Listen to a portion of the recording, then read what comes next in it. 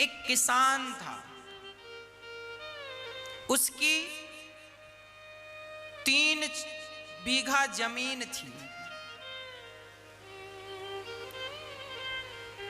उसने सुना कि फलानी जगह बड़ा सुंदर हीरा निकल रहा है, खुदाई करने से हीरा निकलता है। उस किसान ने देखा चारों तरफ लोग खुदाई कर रहे हैं, दूर दूर खुदाई करके हीरा निकाल रहे हैं। फलानी पता चला फलानी जगह बड़ा हीरा निकला, उसकी कीमत करोड़ों की है। इस किसान को लगा क्यों ना मैं भी अपनी जमीन बेचूं और ऐसी जगह जमीन खरीदूं जहां हीरा है। उसने अपनी जमीन बेच दी, जो पैसा मिला। अच्छा, पत्नी से कहा सुनो मैं अपनी खेती बेच रहा हूं। पत्नी ने कहा ना, ये तो हमारी रोटी का जरिया है, इसे बेच दोगे सो खाएंगे क्या। पति ने कहा ना, मैं समझदार हूं, मैं जमीन बेचकर जमीन खरीदूंगा और ऐसी जगह खरीदूंगा जहां बहुत बढ़िया हीरा हो। पत्नी ने कहा पता कैसे लगाओगे कि हीरा है। किसान बोला मैं समझदार हूं। उसने अपनी 3 बीघा जमीन बेच दिया और जहां बहुत सारे हीरों की खदान थी वहां उसने जमीन लेकर खुदाई शुरू की। जितना पैसा मिला आधे पैसे से जमीन ले ली और आधा पैसा खुदाई में खर्च किया। सारा खोद डाला, 1 रुपए नहीं मिला, 1 रुपए की कमाई नहीं हुई। खोदता खोदता थक गया, ना हीरा मिला ना कुछ हुआ। अब वापस अपने घर आया। जब घर आया तो पता चला कि अपनी जमीन जो बेची थी उस जमीन पर जिसने खरीदी थी उसने खुदाई की तो दुनिया का सबसे कीमती हीरा इसी की जमीन से निकला है, और वो भी मात्र 30 फीट की गहराई पर हीरा निकला। अब ये लगा रोने, मुझे लग रहा था हीरा वहां मिलेगा, हीरा वहां मिलेगा। मेरी अपनी जमीन के अंदर हीरा था और मैं दूसरों की जमीनें खोदता रहा। बस मेरी माँ, सच्ची कहूं तुम्हारे अंदर हीरा है, वो शांति का हीरा, वो परमात्मा रूपी हीरा हम सबके भीतर बैठा है। हम सारी दुनिया में घूमते हैं, यहाँ भगवान मिलेंगे, यहाँ शांति मिलेगी, यहाँ भगवान मिलेंगे, यहाँ शांति मिलेगी, ना कहीं भगवान मिलेंगे ना कहीं शांति मिलेगी। आप बाहर ना खोदें, अपने भीतर खोद कर देखें, अपने भीतर झांक कर देखें, भगवान आपके भीतर हैं, आपके अंदर आनंद है। आप दुनिया के सबसे सुखी और अमीर व्यक्ति हैं। आप कौन हैं ये पहचान हो जाए कि आप कौन हैं तो सारी समस्याओं का समाधान हो जाए। ये शरीर क्यों मिला है? साधन धाम मोक्ष कर द्वारा। ये शरीर मोक्ष के का द्वार है। इस शरीर को पाकर भी मोक्ष नहीं पाया अर्थात भगवान को नहीं पाया तो हम जैसा अभागा फिर कौन होगा। इसलिए कहता हूं मेरी माँ, अधिक से अधिक कीर्तन किया करो, अधिक से अधिक भगवान का नाम जपा करो, अधिक से अधिक भगवान का गुणानुवाद किया करो, ज्यादा से ज्यादा गुणगान किया करो। आप सबके भीतर आनंद है, शांति है। नारद जी कहते हैं मुझे कहीं शांति नहीं मिली, तब मैं वृंदावन आया, गृहस्थों के घर गया, गृहस्थों के घर में शांति नहीं, साधुओं के घर में शांति नहीं। आज गृहस्थी लोग झगड़ा कर रहे हैं, साधु संत झगड़ा कर रहे हैं, बात बात पे झगड़ा कर रहे हैं। छोटी छोटी बातों को लेकर लोग झगड़ा कर लेते हैं। थोड़ी सी भी सहनशीलता नहीं आई। व्यवहार लोगों का कैसा है? आप जानते हैं। इसलिए झगड़ालू प्रकार का व्यक्ति होता जा रहा, झगड़ालू किस्म का, बात बात पे झगड़ा, बात बात पे क्लेश। प्रिय भक्तों, श्री नारद जी महाराज ने वृंदावन आकर देखा, एक भक्ति महारानी उदास बैठी थी, एक स्त्री, एक पुरुष, दो पुरुष और बहुत सारी स्त्रियां। नारद जी बोले, स्त्रियों का मेला है, हम क्या करें। नारद जी जाने लगे। वो कन्या दौड़ कर बोली, महाराज भो भो साधु क्षणं तिष्ठ मच्चिन्तामपि नाशय दर्शनं तव लोकस्य सर्वथा गेहरं परम। महाराज एक क्षण के लिए रुक जाइए, ऐसा निवेदन किया भक्ति महारानी। नारद जी बोले, देवी आप कौन हैं? उन्होंने कहा, महाराज मेरा नाम भक्ति है। अच्छा, तो आप रो क्यों रही हैं और उदास क्यों हैं? आपकी उदासी का कारण क्या है? तब उन्होंने कहा, महाराज मेरा नाम भक्ति है। कहां से आई हो? उत्पन्ना द्रविणे साहम वृद्धिं कर्णाटके गता क्वचित् क्वचिन् महाराष्ट्रे गुर्जरे जीर्णतां गतः। आज भक्ति ने कहा, मैं द्रविड़ देश में उत्पन्न हुई। भक्ति कहां उत्पन्न हुई? दक्षिण भारत में। बड़ी कहां हुई? कर्नाटक। भक्ति प्रकट होती है हृदय में, बड़ी होती है कर्नाटक, मतलब कान। जब कानों से कथा सुनेंगे तो भक्ति बड़ी होगी। क्वचित क्वचिन महाराष्ट्र, महाराष्ट्र में कहीं कहीं भक्ति का सम्मान है। महाराष्ट्र मतलब शरीर। इस शरीर से कोई भक्ति करता है तो कोई भक्ति का अपमान करता है। भक्ति सब नहीं कर सकते, भक्ति सबके वश की नहीं है। भगवान का स्मरण भी वही करता है। किसी भक्त ने भगवान से कहा, प्रभु आप, ये दुनिया में लोग दुखी हैं, परेशान हैं, आपको दया नहीं आती? आप इन्हें देखकर क्या आपका हृदय द्रवीभूत नहीं होता? भगवान कहते हैं, मुझे बहुत दया आती है। लोगों का रोना जब देखता हूं, जब लोग परेशान होते हैं, मैं बहुत परेशान होता हूं। तो प्रभु फिर आप इनकी रक्षा क्यों नहीं करते? भगवान बोले, क्या बताऊं। एक बार मां यशोदा दीप दान कर रही थी। सारे दिया नदी यमुना जी में बह रहे थे और भगवान श्री कृष्ण यमुना के किनारे लेटकर अपना हाथ पानी पर डालकर यमुना जल में, और जो दिया भगवान कृष्ण के पास से गुजरते जाते, उन दियों को उठा उठाकर, उन दीपक को उठा उठाकर भगवान अपनी झोली में रखते जाते। मैया यशोदा बोली, बेटा इतने सारे दिया हैं, तुम कितनों को पकड़ोगे?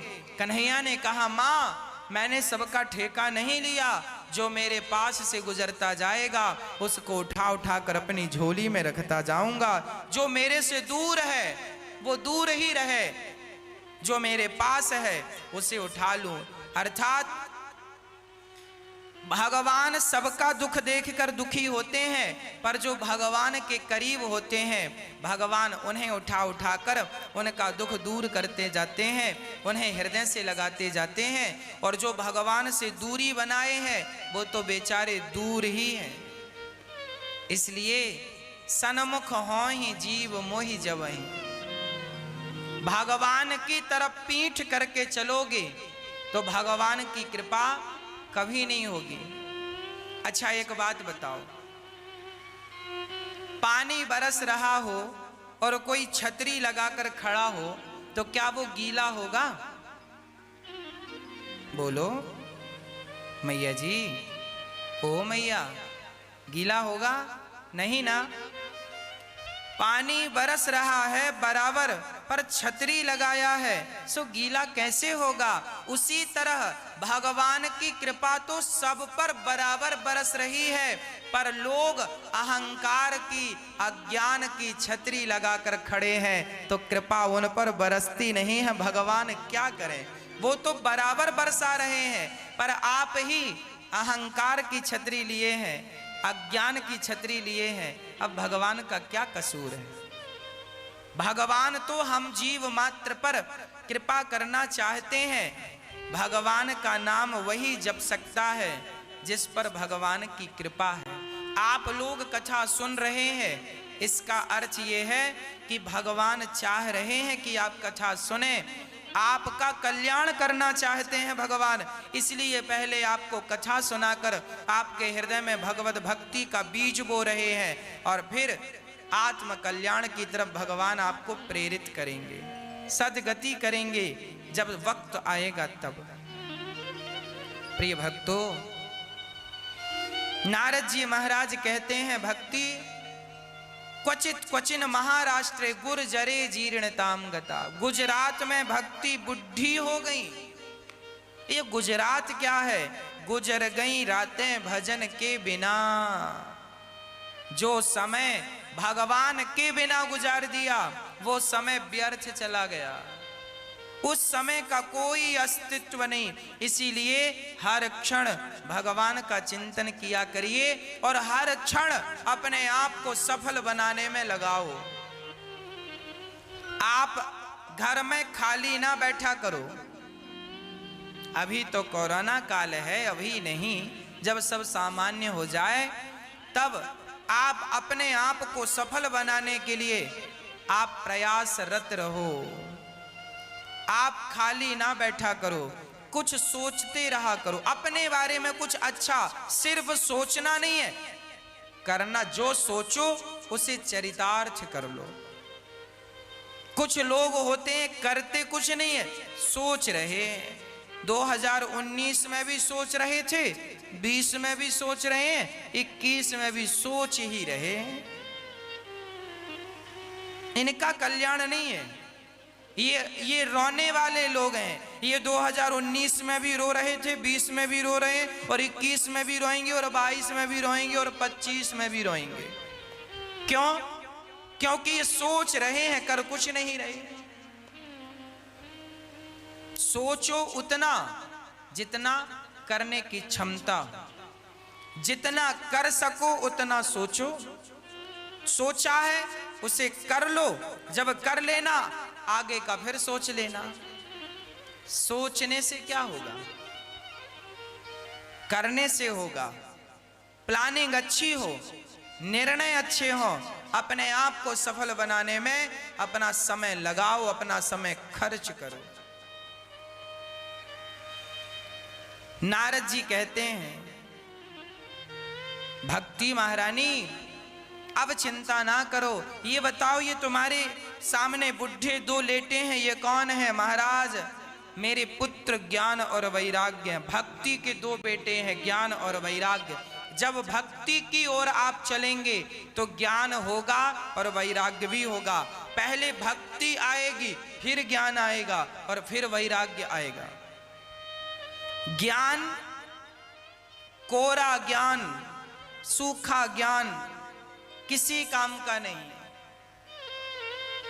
यदि ज्ञान भगवान से ना जुड़ा हो, ज्ञान भगवान से ना जोड़े, तो उस ज्ञान का अर्थ क्या है?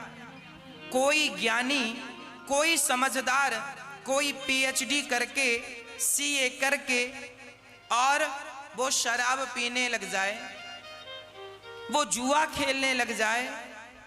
आपने पीएचडी की, आपने बड़ी बड़ी पढ़ाइयां की और पढ़ाई करके आप शराब पीने लग गए, मांस खाने लग गए, जुआ खेलने लग गए, तो ये बताओ आपकी शिक्षा ने, आपकी विद्या ने आपको क्या दिया? आप शराबी बन गए, जुआड़ी बन गए। तो क्या यही आपकी विद्या की उपयोगिता है? यही आपकी विद्या की सार्थकता है? नहीं, आपकी विद्या तब सफल होगी जब आप अपनी विद्या का सदुपयोग करेंगे। शराब पीना विद्या का उपयोग नहीं है, बल्कि समाज की सेवा करना यही विद्या का सदुपयोग है। विद्वान कौन है? जो बहुत कुछ जानता है वो विद्वान है ना, जो सेवा करता है वो विद्वान है। इसलिए सेवा करना सीख लीजिए। आजकल के बच्चे पढ़ लिख कर विद्वान हो जाते हैं। आज हमारे पास एक मैया जी आई, आज हम आपका उन मां से परिचय कराएंगे। वो मैया ने जब हमसे बताया उनका बेटा अमेरिका में रहता है, बहुत बड़ा इंजीनियर है। मैया ने कहा हमारा बेटा अमेरिका में है, बहुत तरक्की कर गया है, 6 साल से हमसे कोई बात नहीं किया। पता चला है किसी के द्वारा कि हमारा बेटा अब अमेरिका में बहुत बड़ी फैक्ट्री खरीदने वाला है, बहुत बड़ी फैक्ट्री का मालिक है। परंतु हमें फोन भी नहीं लगाता, याद नहीं करता। वो माँ आई, आज दास ने माँ को रखवाया, माँ की सेवा की जिम्मेदारी हमने ली। प्रिय भक्तों, एक छोटा सा सवाल है, क्या आपकी शिक्षा का यही उपयोग है? क्या पढ़ाई लिखाई केवल इसलिए होती है कि हम बहुत सारा पैसा कमाएं? अरे विद्या का उपयोग पैसा कमाना नहीं है। विद्या सिर्फ धन उपार्जन करने का साधन नहीं है। पैसा तो वैश्या भी कमा लेती है अपना शरीर बेचकर, और तुम पढ़ लिख कर भी पैसा ही कमाए तो क्या कमाया? अरे विद्वान वो नहीं है जो अपनी विद्या से सिर्फ पैसा कमाए, विद्वान वही है जो अपनी विद्या से धन कमाकर समाज की सेवा करे, माँ बाप की सेवा करे, समाज का दर्द समझे, समाज की पीड़ा समझे। किसी के काम जो आए उसे इंसान कहते हैं, पराया दर्द अपनाए उसे इंसान कहते हैं। यूं भरने को पक्षी भी अपना पेट भरते हैं, सभी में बांट कर खाए उसे इंसान कहते हैं। विद्या का उपयोग क्या है? देखिए, हम भागवत जी आपको सुनाते हैं, ईश्वर ने हमें ये विद्या दी है, हमारे गुरु जी ने हमें ये विद्या दी है, भागवत की विद्या हमें दी है, टूटी फूटी जैसी है ये विद्या दी है। हम इस विद्या का क्या उपयोग करते हैं? देखिए, इस विद्या का उपयोग हम अपने लिए नहीं, इस विद्या का उपयोग कथा सुना सुना के आपके अज्ञान का भी हरण करते हैं और आपके हृदय में भगवत प्रेम भी जागता है और सेवा करने का भाव जागता है। इसी विद्या के बल पर ये दास अनिरुद्ध वृद्ध माताओं की सेवा का संकल्प लेकर के बैठा है। इसी विद्या का परिणाम तो है ना कि यहाँ पर माताएं रहती हैं और सभी माताओं के चरणों की सेवा करने का हमें सौभाग्य मिला है। ये विद्या का ही तो परिणाम है। तो विद्या किसे कहते हैं? पढ़ लिख जाना, बड़ा इंजीनियर हो जाना, बड़ा विद्वान हो जाना, क्या ये विद्या है? माँ बाप को भूल जाना, माँ बाप को भुला देना, क्या ये विद्या है? माँ बाप का अनादर करना, अपमान करना, क्या यही आपकी विद्वत्ता का परिचय है? अरे आप विद्वान तब माने जाएंगे जब आप अपनी माँ की, चलो दूसरों की सेवा ना करो, किसी और की माँ की सेवा ना करो, तो कम से कम अपनी माँ की सेवा तो कर लो। अपनी माँ की सेवा करोगे तो ही काम बन जाएगा। अपनी माँ की सेवा ही नहीं करोगे तो आपसे कैसे कोई उम्मीद लगाएगा कि तुम किसी की सेवा करो। इसलिए सेवा किया करो। मैं मानता हूं हमारी विद्या में लिखा है, विद्या ददाति विनयम, विद्या ददाति विनयम। विद्या हमें नम्र बनाती है। विद्या दूसरों के आंसू पोंछने के लिए होनी चाहिए। विद्या दूसरों को हंसी और खुशी देने के लिए होनी चाहिए। विद्या किसी को आंसू देने के लिए नहीं होती, विद्या सदा आंसू पोंछने के लिए होती है। साधुता क्या है? मुझे स्वामी श्री जयदेव जी की एक छोटी सी कथा याद आ गई। एक बहुत बड़े भक्त थे। इनकी कथा विस्तार से हम आपको कल सुनाएंगे, स्मरण रहा तो। जयदेव जी की कथा। जयदेव नामक एक संत थे। जब इनका जन्म हुआ तो इनकी मां और इनके पिता बचपन में मर गए। जयदेव जी के मां और पिता जब मरे, इनकी आयु लगभग 8 साल की रही। 8 साल में माता पिता गुजर गए। इनका पड़ोसी बड़ा चालाक था। उसने झूठा एक वसीहतनामा तैयार कर दिया और जयदेव जी को दिखाया, सुनो, तुम्हारे पिताजी ने हमसे 1000 रुपए उधार लिए थे, 1000 स्वर्ण मुद्राएं। या तो तुम स्वर्ण मुद्राएं चुकाओ, नहीं तो अपना घर गिरवी हमें दो। अब जयदेव जी छोटे थे और लोग चालाक थे। जयदेव जी ने कहा, कोई बात नहीं, हमें घर की क्या जरूरत है, एक काम करो, ये घर आप रख लो, पैसे भी आप रख लो, हम चले। जयदेव जी वहां से चले। तभी उस, देखना कर्मों का फल कैसे परमात्मा देता है। वो आदमी चतुर जयदेव जी के घर को झूठ मूठ हथिया लिया, बोला ये घर मेरा है। और परिणाम यह हुआ, थोड़ी देर बाद उसकी बेटी दौड़ी दौड़ी आई, पिताजी पिताजी घर में आग लग गई। तुमने दूसरों का घर हथियाया तो देखो, देर नहीं लगी, भगवान समझ गए। जयदेव साक्षात भगवान के परम भक्त थे। जगन्नाथ भगवान के परम भक्त स्वामी जयदेव जी थे। उनके घर पे आग लग गई। जब आग लगी तो जयदेव जी तुरंत दौड़कर उसके घर में गए और जलते हुए घर में अंदर जाकर उसका कीमती सामान निकालने लग गए। कीमती सामान निकालने लग गए। जिसने कपट किया, छल किया, जिसने घर हड़पा, उसी के घर को बचाने के लिए जयदेव जी चल पड़े। कहने का तात्पर्य यही हुआ कि आपके साथ यदि कोई बुरा कर रहा है तो आप भगवान पर विश्वास रखिएगा। जिसने आपके साथ बुरा किया है जल्दी से उसको परिणाम मिलेगा।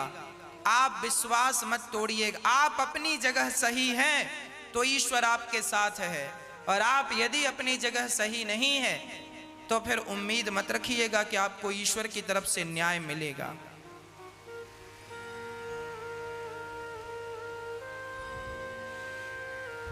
ऐसे संतों का पावन चरित्र जब हम सुनते हैं तो हमारे हृदय में भी यही भाव जागते हैं, हम किसी के साथ बुरा ना करें, बुरा व्यवहार ना करें। नारद जी महाराज कहते हैं, चिंता ना करो, हम करते हैं कुछ। तब वेद वेदांत घोषश्च गीता पाठेर मुहुर्मुहु। ज्ञान वैराग्य के लिए गीता पाठ वेदांत सुनाया, कोई सार नहीं। तब आकाशवाणी हुई, भागवत सुनाओ। और जब भागवत सुनाने लगे, हरिद्वार में सनकादियों ने नारद जी से कहा भागवत सुनाइए। जब भागवत सुनवाए तब भागवत सुनकर भक्ति और ज्ञान वैराग्य का हरिद्वार में भागवत हुई और भागवत की संतों ने महिमा गाई। सदा सेव्या सदा सेव्या श्रीमद्भागवती कथा यस्याः श्रवणमात्रेण हरिश्चित्तं समाश्रये।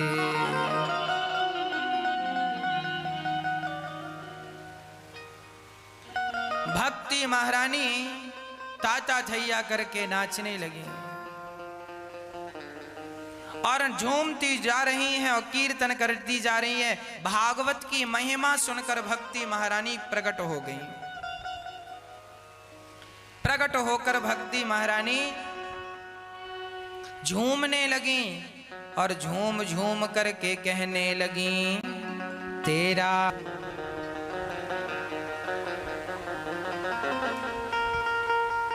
आत्मदेव जी महाराज से एक संत जी ने कहा ये फल अपनी पत्नी को खिलाना। जब आत्मदेव जी घर परिवार का त्याग करके जंगल में गए कि अब मैं आत्महत्या कर लूंगा, तब एक संत ने कहा ये फल पत्नी को खिलाना, पुत्र होगा। पर धुंधली ने फल खाया ही नहीं, गाय को खिलाया, सो गाय को बच्चा हुआ।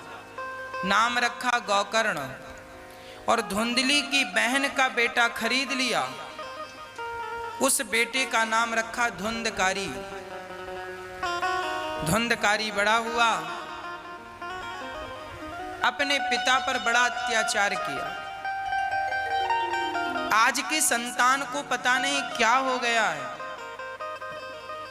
पर आप अच्छी संतान हैं, आप अच्छे हैं, तो आप जरूर गौरी गोपाल वृद्धाश्रम में रहने वाली माताओं के बारे में जरूर सोचिएगा। आप भी इस नवरात्रि के पावन पर्व में देखिए, नवरात्रि चल रही है, माता रानी की पूजा चल रही है। इन माँओं की सेवा से बड़ी माता रानी की और क्या सेवा हो सकती है? इन माँओं की पूजा से बड़ी माताओं की, माँ जगत जननी की क्या पूजा हो सकती है? इसलिए आप भी इस सेवा के कार्य से जुड़ सकते हैं, अपनी नवरात्रि को सफल बना सकते हैं। किसी एक वृद्ध माँ को गोद लेकर जीवन भर भोजन देने का संकल्प ले सकते हैं। मात्र 21,000 रुपये देकर जीवन भर भोजन देने का संकल्प। किसी एक माँ के सिर पर छत का सहयोग कर सकते हैं। गौ माता की सेवा से जुड़ सकते हैं, अन्य क्षेत्र की सेवा से जुड़ सकते हैं, दवा क्षेत्र की सेवा से जुड़ सकते हैं। दवा क्षेत्र भी यहाँ चलता है, सबको निःशुल्क इलाज प्राप्त होता है। श्री आत्मदेव जी को धुंधकारी ने जब मार लगाई, पिताजी पैसे निकालो, मारा, आत्मदेव जी रोने लगे। तब उनके पुत्र गौकर्ण जी ने उन्हें समझाया। देहे स्थिमांस रुधिरे भीमतिं त्यजत्वं जाया सुतादिषु सदा ममतां विमुञ्च पश्यानिशं जगदिदं क्षणभङ्गनिष्ठं वैराग्यरागिरसिको भवभक्तिनिष्ठः।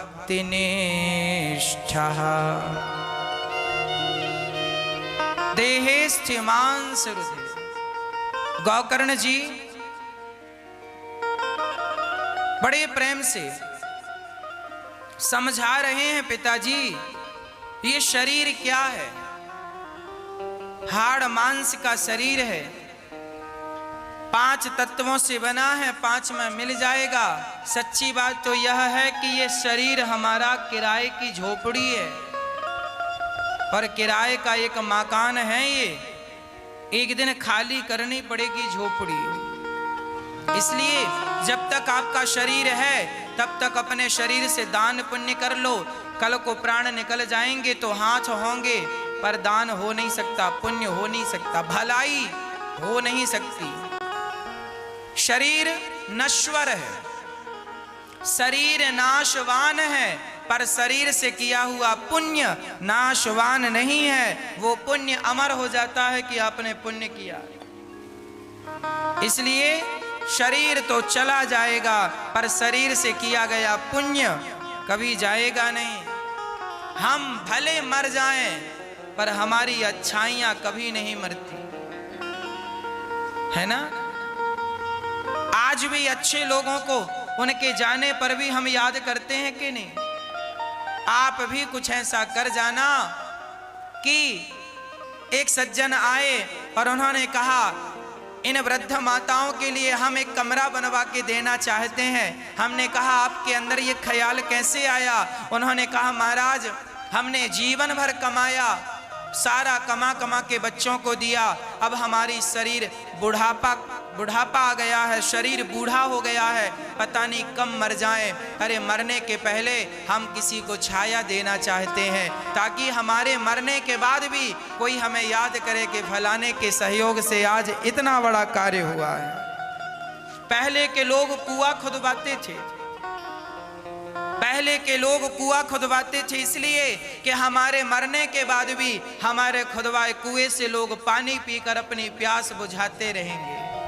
और जब प्यास बुझाएंगे तो हमारे मरने पर भी वो हमारा पुण्य हमारे खाते पे ही जाएगा, हम किसी भी योनि में रहें।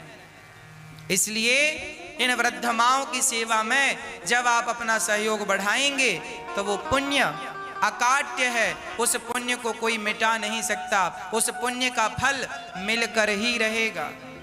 इसलिए जीवन में किया हुआ पुण्य कभी नष्ट नहीं होता।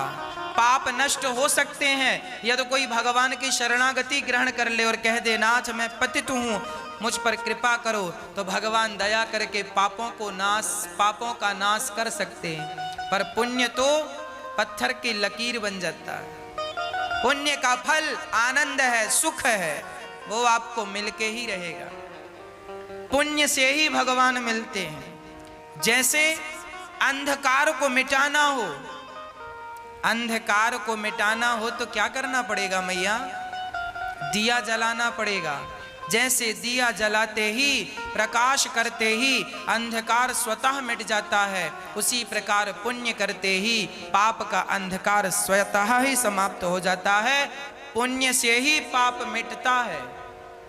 इसलिए जितना पुण्य कर सकते हो इस शरीर से कर लेना। कल को ये शरीर से प्राण निकल गए तो कर कुछ नहीं पाओगे। इसलिए जो करना है जल्द कर, क्यों बैठा है मौन, पल में प्रलय होए है, पल की जाने कौन। कौन जानता है कि कल क्या होगा। इसलिए ये शरीर किराए का है, इसे पाकर परमात्मा की प्राप्ति कर लेना। जब तेरी डोली निकाली जाएगी, जब तेरी डोली निकाली जाएगी, बिन मुहूर्त के उठा ली जाएगी। इसलिए समय कम बचा है। ये शरीर ऐ मन में, ये जीवन किराए से परमात्मा ने दे रखा है। भाड़े के मकान में हो रहो, कभी भी बुलावा आएगा और झोपड़ी खाली करके जाना पड़ेगा। तुम्हारे साथ क्या जाएगा? तुम्हारी अच्छाई और तुम्हारी बुराई, दो गठरी तुम्हारे सिर पर होंगी, अच्छाई की और बुराई की। मर्जी आपकी है कि अच्छाई की गठरी वजनदार करनी है कि बुराई की गठरी वजनदार करनी है।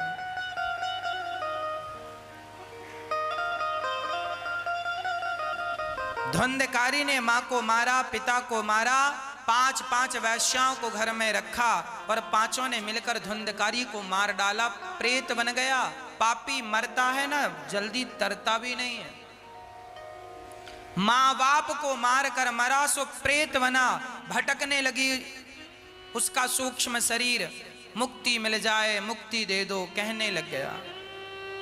गौकर्ण जी से कहता है भैया मेरा मोक्ष कर दो, मेरी मुक्ति का उपाय कर लो। अभी तो देखो सब हरा हरा पाप अभी करने में लगता है, कर लो, कौन देख रहा है? गलत कर लो, पाप कर लो, कौन देख रहा है? कोई देखे ना देखे, एक दिन तुमको ही भगवान दिखाएगा। भगवान प्रेत योनि में भेज देते हैं। धुंधकारी प्रेत बना और प्रेत बन करके भटकने लगा, दर दर की ठोकर खाने लगा। गौकर्ण जी से कहता है भैया उद्धार करो। गौकर्ण जी ने कहा मैंने तेरा श्राद्ध किया है गया में, तेरा उद्धार नहीं हुआ। बोला ना, गया श्राद्ध सते नापी मुक्तिर में ना भविष्यति, मेरा उद्धार नहीं हुआ। फिर कैसे होगा? बोले भागवत। सूर्य भगवान ने कहा इसे भागवत सुनवाओ। गौकर्ण जी ने जब भागवत सुनवाई धुंधकारी को, तब धुंधकारी प्रेत योनि से मुक्त होके पार्षदों के साथ भगवान के निज धाम को चला गया। धुंधकारी जैसे पापात्मा को, पापी को भी भागवत तार देती हैं। बड़े से बड़े पापी भी तर गए भागवत सुनकर। इसलिए भागवत हमें सदा सर्वदा श्रवण करते रहना चाहिए। धुंधकारी का उद्धार हुआ। गौकर्ण जी ने फिर भागवत दूसरी बार सबको सुनाई। सबका, कुत्ता बिल्ली पशु पक्षी सबका उद्धार हुआ। और भगवान की कृपा से भगवान ने आकर गौकर्ण जी को हृदय से लगाकर उनको वैकुंठ की प्राप्ति कराई। भागवत सुनने और सुनाने वाले दोनों को ही वैकुंठ की प्राप्ति होती है। इसलिए जितनी भागवत आप सुन सकते हैं सुन लीजिए।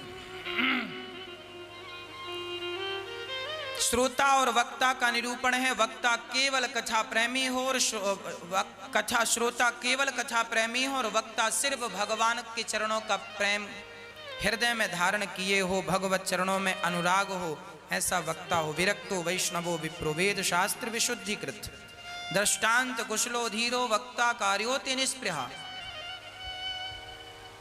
नारद जी महाराज ताता थैया करके नाचने लगे। भगवान प्रकट हो गए। सनकादियों ने जब कथा सुनाई, सब भगवान के धाम को जाते हैं।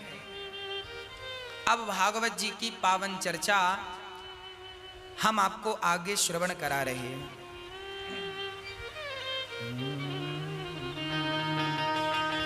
जन्माद्यस्य यतोऽन्वयादितरतस्य चार्थे सुभिज्ञः स्वराट् तेने ब्रह्म हृदयादि कवये मुह्यन्ति यत्सूरयः तेजो वारिमृदां यथा विनिमयो यत्र त्रिसर्गो मृषा धाम्ना स्वेन सदा निरस्तिकुहकं सत्यं परं धीमहि।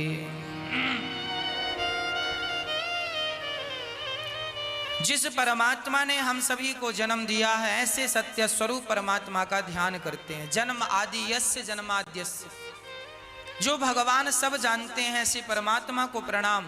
जिन पर ब्रह्मा भी मोहित हो गए, मोह्यन्त यत् सूर्या, ऐसे सत्य स्वरूप परमात्मा को प्रणाम। धर्म क्या है? धर्मः प्रोजित कई तवोत्र परमो निर्मत्सराणाम सताम। मत्सरता का त्याग अर्थात कपट का त्याग ही धर्म है।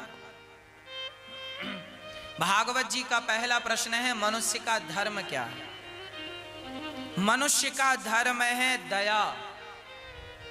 दया सर्वभूतेषु। सबसे बड़ा धर्म क्या है मां? दया। इसलिए जीव मात्र पर दया करो। इसलिए हमारे भारत में हमारी माताएं पहली रोटी गाय के लिए, आखिरी रोटी कुत्ते के लिए, और चिड़िए को दाना और चींटियों को आटा, हमारे अंदर दया है इसलिए तो चींटियों को आटा डालते हैं, इसलिए तो पहली रोटी गाय को। आज वो दया समाप्त हो गई है, लोग निर्दयी होते जा रहे हैं। दया होती तो लोग अपने माँ बाप के साथ तो अत्याचार ना करते, है ना। इसलिए आज कमी आ गई है तो दया की कमी आई है। दया ही सबसे बड़ा धर्म है, दया ही भक्ति है। आपके अंदर दया है तो आप भक्त हैं, आपके अंदर दया है तो आप धर्मात्मा हैं, और दया नहीं है तो किस बात के धर्मात्मा। अरे हमारे शास्त्रों में एक राजा की कथा मिलती है, नाम था शिवी। राजा शिवी, सर्दियों का मौसम था, बाहर लोग बैठे थे, राजा साहब भी धूप में बैठे थे और बाहर ही राज दरबार चल रहा था, मंत्री संतरी प्रजातंत्र बैठा हुआ था। अचानक वहां से एक बहेलिया निकला, उसके पिंजरे में कबूतर था। अचानक पिंजरे का दरवाजा खुला, कबूतर उड़ा और उड़ करके वो राजा की गोद में आकर बैठ गया। वो हत्यारा आया, राजा से बोला, राजा साहब ये कबूतर मुझे दे दो, मेरे पिंजरे से भागा है, मैंने जंगल से पकड़ा है, इसे मारकर मैं अभी इसको खाऊंगा। राजा बोले, भैया मारने वाले से बचाने वाला बड़ा होता है, इसलिए अब ये मेरी शरण में आया है, और शरणागत कहूं जे तजहि हित अनहित अनुमान, ते नर पावर पापमय तिनहि बिलोकत हान। शरण में आए हुए को जो व्यक्ति स्वीकार नहीं करता, ऐसों को देखना भी पाप है। इसलिए ये तोता मेरी शरण में आया है, इसकी रक्षा करना मेरा धर्म है। बोल इसके बदले तू क्या लेगा? सोना चांदी हीरा जो चाहे ले ले, पर इस कबूतर के प्राणों की रक्षा कर। राजा को उस कबूतर पर दया आ गई। वो हत्यारा बोला, मुझे इसका मांस खाना है, मैं नहीं दे सकता। राजा बोले, भाई धन ले ले ना।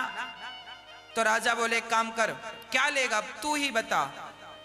हत्यारा बोला, बहेलिया बोला, मैं इसके बदले मांस लूंगा। अब राजा मांस किसका लाए? राजा दयावान थे, वो किसी की हत्या नहीं कर सकते थे। तब राजा ने कहा, सौदा मंजूर है, कबूतर का जितना वजन है उतने वजन का मांस देता हूं, मैं अपना शरीर का मांस दूंगा। एक राजा, भारत का एक राजा अपनी जंघा का मांस एक तराजू बांधी गई, एक पलड़े पे पक्षी को रखा और राजा ने अपनी जंघा काटकर दूसरे पलड़े पर रखा, पर पक्षी का वजन ज्यादा था। राजा ने दूसरी जंघा काट दी। अब बताओ, एक पक्षी के लिए अपनी जांघ कौन काटता है? और वो भी राजा। पर मेरी मां, दया ही सबसे बड़ा धर्म है। आगे सुनिएगा इसका परिणाम क्या निकलता है। राजा ने अपनी जंघा काटी, पर वो पक्षी का वजन और बढ़ गया। दोनों जंघा का मांस रखने पर भी राजा ने अपने पेट का मांस काट कर रखा, अपनी छाती का मांस रखा, फिर भी उसका वजन ज्यादा था। तब राजा ने अपने पांव काट दिए, दोनों पांव काटे, दोनों पांव से काम नहीं हुआ। तब राजा अपने बाल पकड़कर और अपनी गर्दन काटने के लिए तलवार गले पर ज्यों रखे, त्यों उस पक्षी से स्वयं भगवान नारायण प्रकट हो गए। बस करो राजन, बस करो। मैं देख रहा था कि तुम्हारे अंदर दया कितनी है। मैं तुम्हारी दया की परीक्षा ले रहा था। जिसके अंदर दया है वह मेरा बड़ा प्रिय है। इसलिए भगवान ने प्रकट होकर दर्शन दे दिया, उनका सारा अंग ज्यों का त्यों कर दिया राजा शिवी ने दया का पालन, जब आप दया नहीं छोड़ेंगे तो विश्वास से कहता हूं, लिख लेना, आप दया का पालन कीजिए, भगवान आपके साथ हैं, ईश्वर आपके साथ है। दया कभी ना छोड़िए, तुलसी दया ना छोड़िए, जब तक घट में प्राण, जब तक जिंदा हो सो दया करो, मरने के बाद आप किस पर दया करोगे?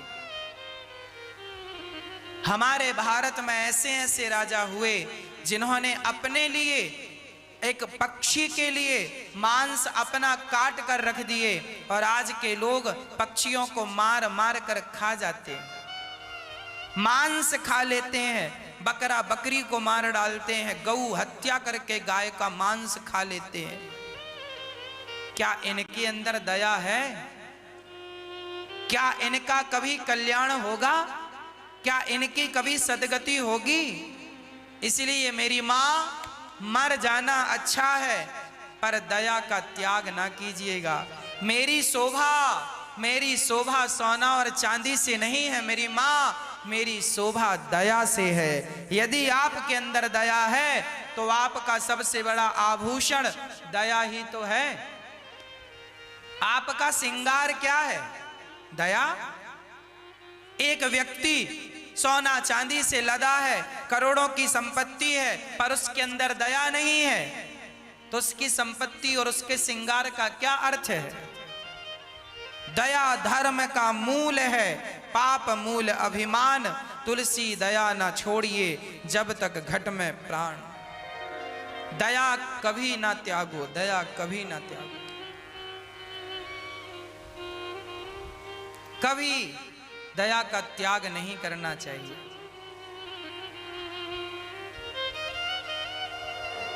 सदा धर्म के मार्ग पर चलते रहिए। माँ बाप की सेवा वही बच्चे करते हैं जिनके अंदर दया होती है। जिनके अंदर दया नहीं है वो निर्दयी हो गए हैं, और निर्दयी व्यक्ति भला किसी की सेवा क्यों करेगा?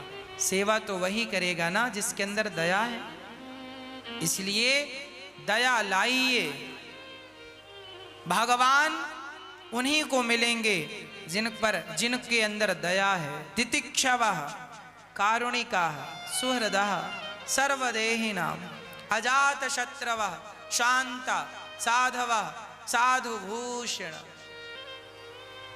दया सर्वभूते।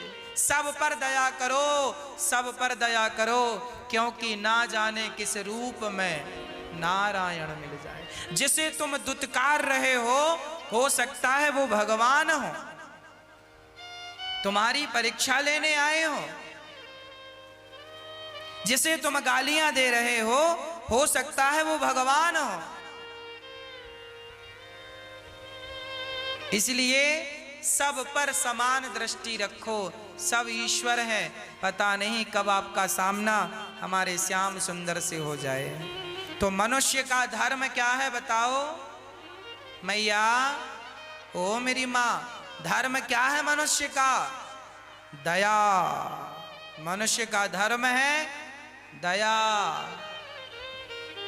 आज देखो ना, बहुत सारी बहुएं निर्दयी हो जाती हैं, अपनी बूढ़ी सास को 2 रोटी भी नहीं देती। क्या इनके अंदर दया है? दया नहीं है, निर्दयी है ये।